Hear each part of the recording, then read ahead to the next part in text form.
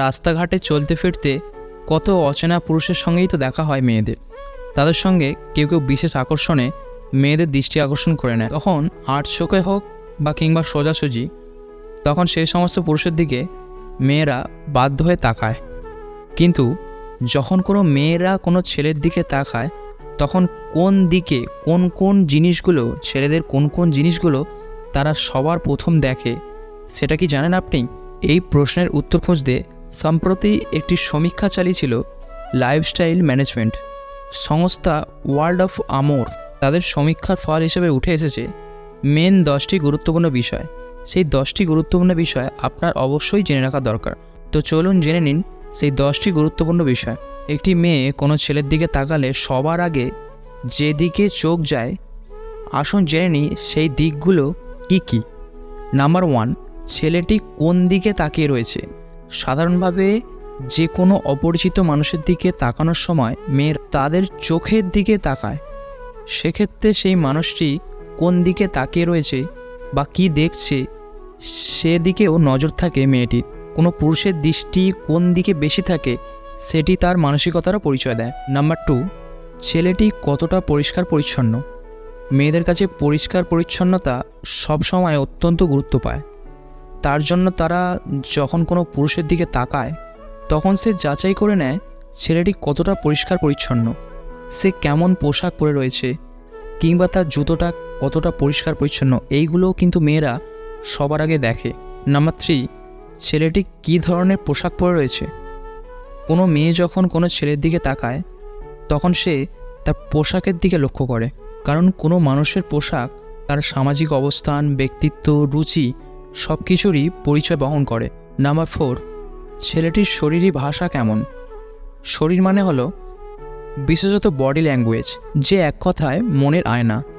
তা নতুন করে বলার কোনো প্রয়োজন নেই। যেমন ধরুন, কোনো মানুষ মুঠো বন্ধ করে বসে আছে, তাহলে সে গোপনতা প্রিয়। যেমন কোনো মানুষ শীত দ্বারা টান টান করে বসে আছে, তাহলে সে যে কোনো কারণে উদ্বিগ্ন বা উত্তেজিত। কোনো ছেলের বডি ল্যাঙ্গুয়েজে এই বিষয়গুলো খতিয়ে দেখে মেয়েরা তার মনের অবস্থার একটা আভাস পেতে চায়। বর্তমানে অধিকাংশ মেয়েরাই তো ছেলের বডি ল্যাঙ্গুয়েজ থেকেই প্রেমে পড়ে যায়। নাম্বার 5, একটি ছেলে তার পায়ে কেমন জুতো পরিধান করেছে সেটি দেখেও মেয়েরা তার সম্বন্ধে অনেক কিছু জানতে চায়। পাশাপাশি কোনো মানুষের বর্তমান অবস্থা কেমন সেই সম্পর্কেও আভাস দেয় পায়ের ওই জুতো।